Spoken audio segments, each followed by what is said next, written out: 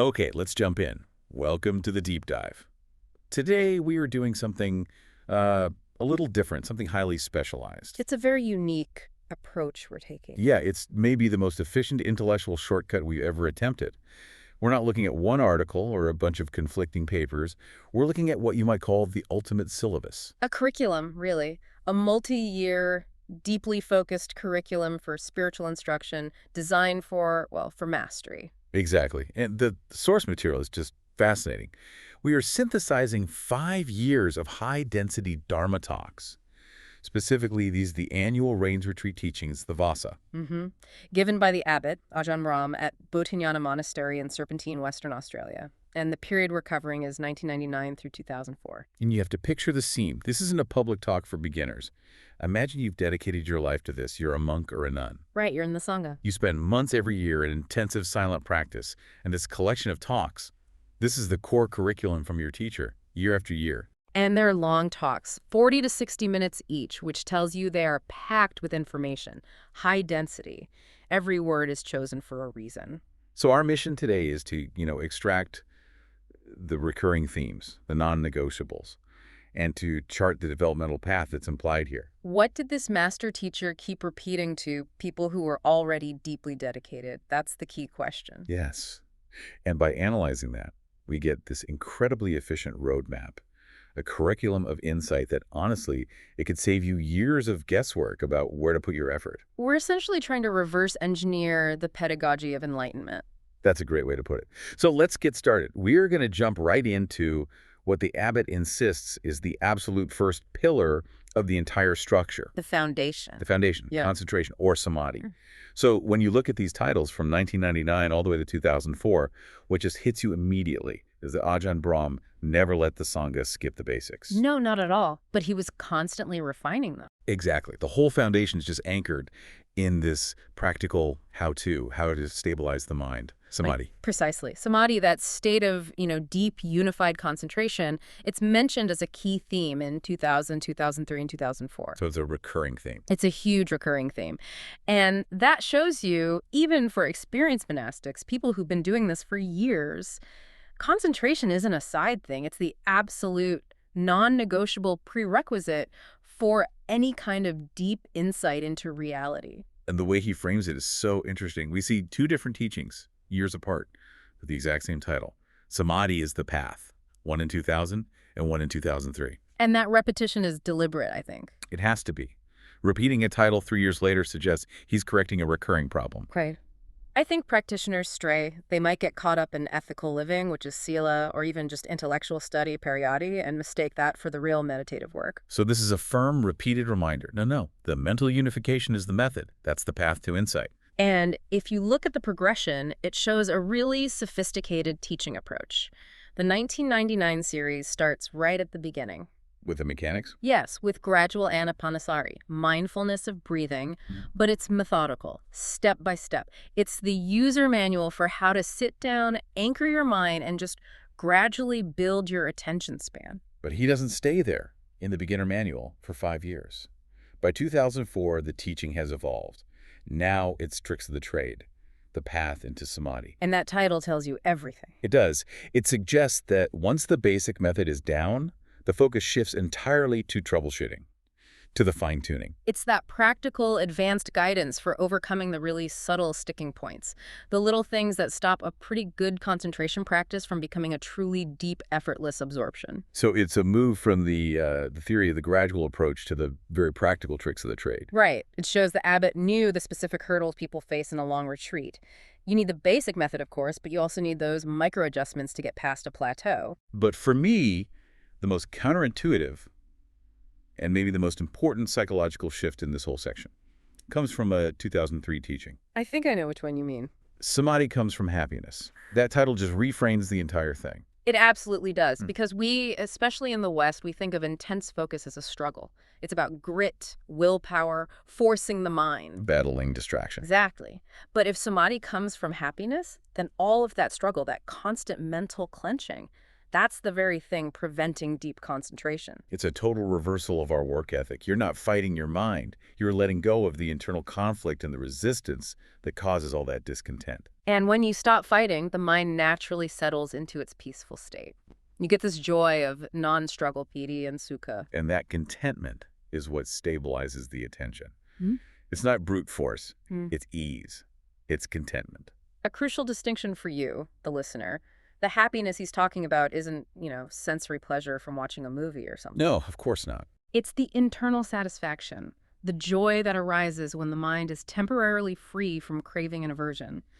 That purified, joyful state is the perfect launchpad for deep, sustained focus. You're not forcing the lock. You've found the key. This refinement also shows up in how mindfulness itself is taught. In 2002, the talk is Mindfulness and Clear Comprehension. The emphasis there seems to be on the quality of awareness. Yes, understanding what is happening and why. It's about intellectual clarity. And then just 1 year later, in 2003, we get Power Mindfulness.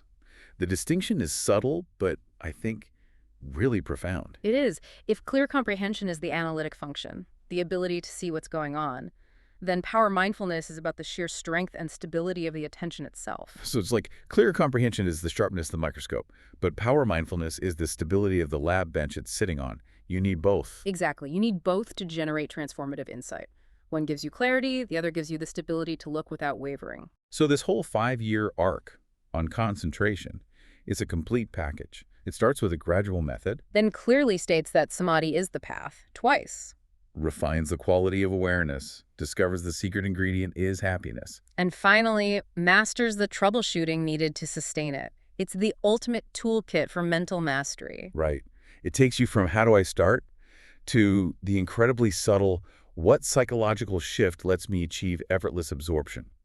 But once that foundation is laid, the curriculum forces you to deal with a messy reality. The mental sewage, as he sometimes calls it. Exactly. The stuff that inevitably clogs up the system. So moving on from establishing calm, the curriculum is very realistic. It knows that practice is going to hit serious roadblocks. It's highly pragmatic. Like you said, you can't build a skyscraper on a swamp. The teachings dedicate significant, repeated time to purification. And we see that right from the start in 1999 with barriers to calm and insight. That's the big overview. But then by 2001, it gets much more specific. He dedicates 2 separate talks to the exact mechanics of mental failure. Obstacles and the 5 hindrances. And that grouping is very telling.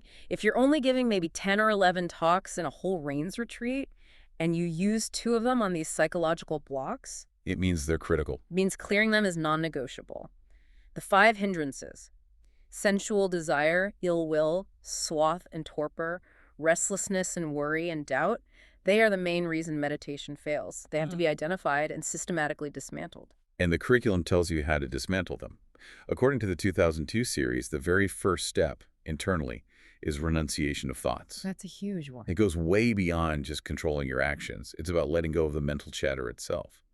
Recognizing thoughts as just internal noise that you have to abandon to find any real stillness. And that instruction, renunciation of thoughts, is so tough for modern minds, and certainly for these monastics who are often very intelligent people. Right. We're trained to think, to analyze, to solve problems constantly. So this is like telling an engineer to stop engineering. You have to turn off the internal commentary because that's the source of the attachment to your own thinking process. And from a high-performance view, the curriculum isn't just focused on the quality of the mind, but also the efficiency of the practice. Yes, very much so, which is a powerful message for anyone listening. Even in a monastery, efficiency is a core virtue. And you see this in this trio of titles. Yeah. Why is it that we waste time from 2000?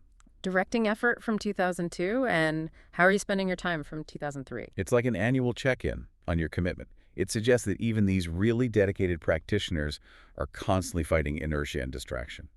And that first title, Why Is It That We Waste Time, is so introspective. It's not just saying stop being lazy. No, it's asking a deeper question. It implies there's a psychological reluctance, maybe a fear of the intensity of the practice. Wasting time can be a defense mechanism against real change. And once you look at the why, you focus on the how. In 1999, we saw Striving to Let Go, which is about putting in energy. But by 2002, it's refined to directing effort. That's a move from just blind striving to skilled application. It's not about pushing harder. It's about knowing where to put the energy. which is usually, paradoxically, toward letting go, not striving more. Exactly. And that 2003 question, how are you spending your time? It grounds everything in reality. It's the ultimate accountability check. Are you actually doing the work, day in and day out? This efficiency focus even extends to how the mind deals with the world. We see the five-sense world in 2000. Which is the basic instruction to turn your attention inwards, away from external distractions, because that's where the noise comes from. But the most brilliant metaphor here, the one that speaks so directly to our modern lives, is the supermarket of perceptions, also from 2000. It's a fantastic title, isn't it? It's perfect because it frames perception not as something passive, but as an active choice. The mind goes shopping, it selects sense data, it labels it, it gives it value, and it brings it home. And the teaching is saying you have to regulate your shopping list. You have control over which perceptions you buy into and which ones you just let pass by on the shelf. It's a powerful shift. Distraction isn't something that's just happening to you. You are actively participating in it.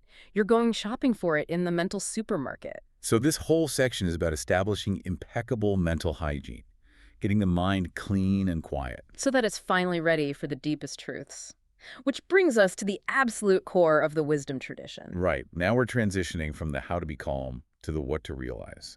This is the philosophical backbone, and, well, the most dominant theme across all 5 years is overwhelmingly anatta. Non-self, yes. The relentless focus on this one topic is just staggering. It tells you this is the final boss, this is the ultimate test. Absolutely. Anatta, the insight that there is no fixed permanent self or soul inside our experience. It's the most consistent high-level theme across 1999, 2000, 2001, 2002, and 2004. Every single year we have data for, basically. Pretty much. And that tells you that no matter how deep your concentration is or how pure your ethics are, if you haven't realized this insight, you haven't finished the path. It's the key that unlocks the final door. And we can actually trace the teaching's progression on this. It deepens year by year.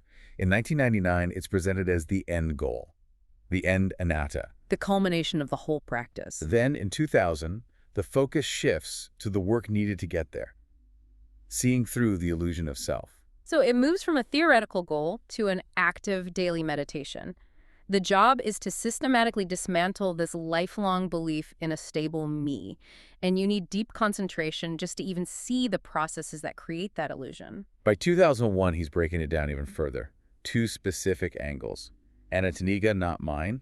Anatta, not self. This is a really crucial clarification. The first one, not mine, emphasizes ownership. It points to your feelings, your thoughts, your body, and says, these are temporary processes, not your core identity. They aren't yours. That feels much more personal and challenging than just saying not self, which is a bit abstract. Exactly. To say not mine forces you to confront your attachment and your sense of control. It has to be felt, not just understood. And then finally, in 2004, he delivers the big summary. Anatta is the key. After 5 years of this, that statement just lands with so much weight. It's the one insight that opens everything else up. That constant repetition is our biggest clue. It tells us that this is incredibly difficult for human beings to accept. The ego is resilient. It takes years of sustained, precise focus, the kind you get from samadhi, to see through the illusion consistently. And while Anatta is the sun in this solar system, it's always got 2 planets with it. Anicca, impermanence, and dukkha, suffering. You can't realize one without the others. In 2001, we see Anicca unreliable. Unreliable is such a great word for it. It's very specific. It means because everything changes. Your health, your reputation, your happiness, you can't trust any of it to provide permanent stability. And that's why suffering is inevitable, because we're constantly trying to. And dukkha itself appears in 2001 and again in 2002, just to make sure nobody forgets the experiential reality of it all. Right. Dukkha provides the urgency, the motivation. Anicca and anatta provide the solution. And the reality that emerges when you accept all 3 is, it's revolutionary.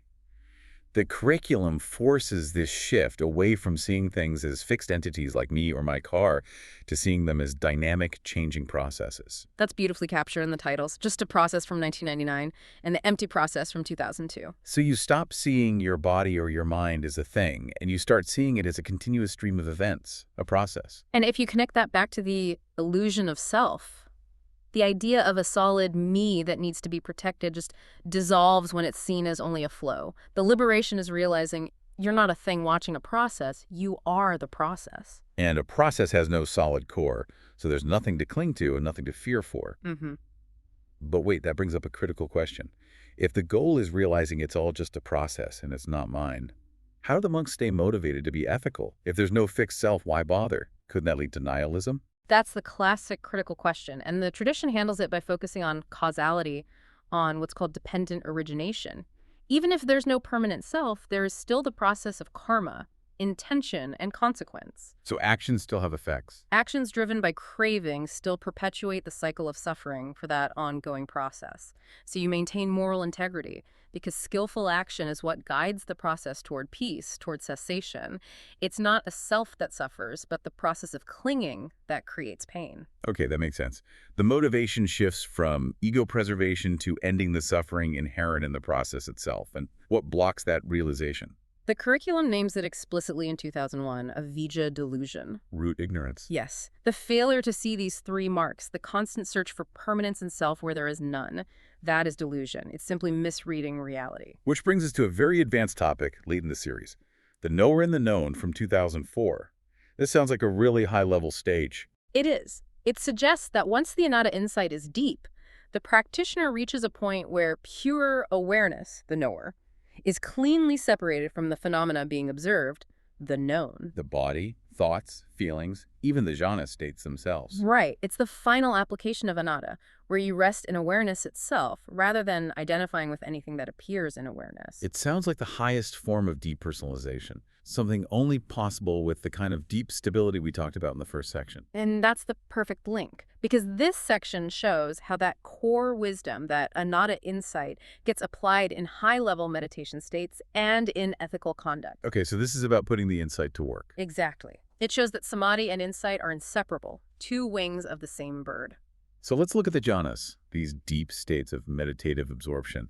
The 1999 instruction is so critical, it feels like an immediate course correction. The jhanas inwards, not onwards. This is a direct warning against what you could call attainment seeking. Like collecting Pokemon. Kind of. Practitioners, especially advanced ones, can get obsessed with moving through the 9 levels of jhana, thinking they need to get to the higher ones to prove their progress. But the abbot says no. Go inwards, not onwards. He's telling them to focus on the depth and the quality of the state they're in right now. Right, not the speed or sequence.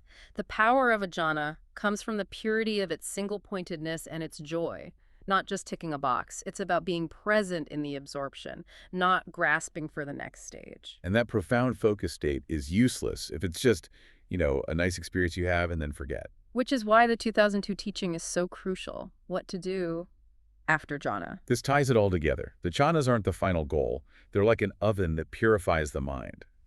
So what do you do with that incredibly pure, focused mind when you emerge? You apply it. You use it to gain insight, vipassana. You use that clarity to see the impermanence and non-self of everything, including the blissful jhana state itself. That stops you from getting attached to it. And this whole relationship is just cemented in 2004 with this really conclusive statement.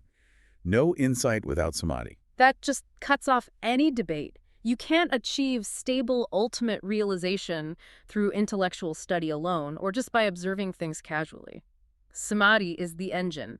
It drives the insight deep enough to actually dismantle the root delusion of self. It's the final word. They're totally dependent on each other. But focus and wisdom aren't the whole picture. The mind also has to be cultivated emotionally. Yes, which is why the curriculum keeps coming back to the Brahma Viharas, the divine abodes. We see loving kindness and equanimity grouped together in 2002, which is interesting. It shows their parallel development. But what's more interesting is that equanimity got its own dedicated talk back in 2000. Why the special focus on equanimity, on upekkha? It's often seen as the highest of the four. But why is it so critical for this kind of deep insight practice? Because the truth of anatta is, frankly, existentially terrifying to the ordinary mind. To the ego. To the ego. If you truly realize there's no permanent self and everything is unstable, the normal reaction is fear, aversion, maybe even a breakdown. Equanimity is the mental posture that lets you look at that truth without flinching. So it's like an emotional immune system that can handle the shock of wisdom. That's a great way to put it. It allows the truth to land without destroying your peace of mind. Without it, the realization of non-self would be traumatic, not liberating. And this whole path, it's so demanding. It must require immense trust. Which is reflected in the teachings on faith. Faith in the Mind from 1999, and then just Faith again in 2002. We should probably clarify what kind of faith this is. It can't be blind belief in a system that's all about personal verification. No, it's not blind belief, it's sada, which is more like conviction or confidence. Faith in the Mind suggests confidence in your own potential, that your mind can do this, and also confidence in the method. It's the fuel you need to keep going. It is. In a long, difficult retreat, your mind will throw up constant doubts. Am I doing this right? Is this even possible? Faith is the energy that sustains your effort until your own direct experience finally replaces the belief. It's trusting the map so you keep walking even when you're lost in the woods, Yeah. till you finally reach the summit and see the view for yourself. Mm-hmm. And this brings us to the final section, the ultimate purpose of all this, the goal of release.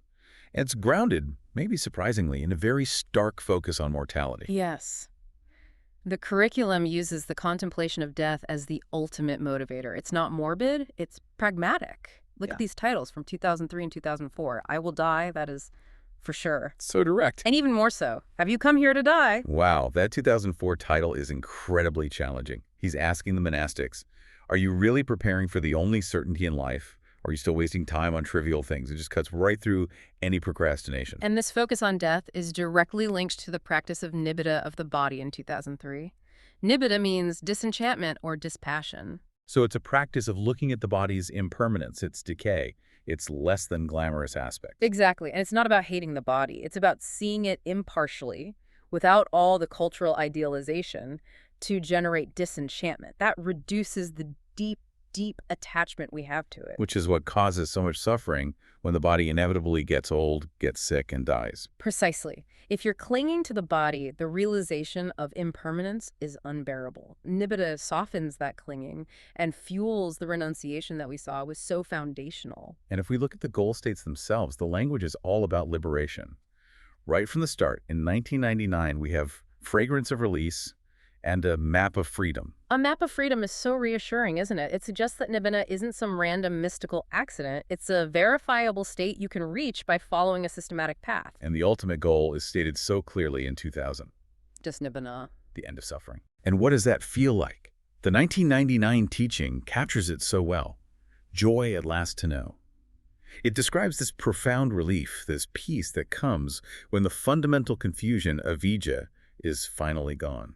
It's the end of the internal war. Now, in the middle of all this rigor, this talk of death, renunciation, disenchantment, there's this incredibly compassionate piece of advice in 2004. Please be kind to yourself. After everything we've just talked about, the intense focus, the need to let go, confronting mortality, that advice seems almost jarring.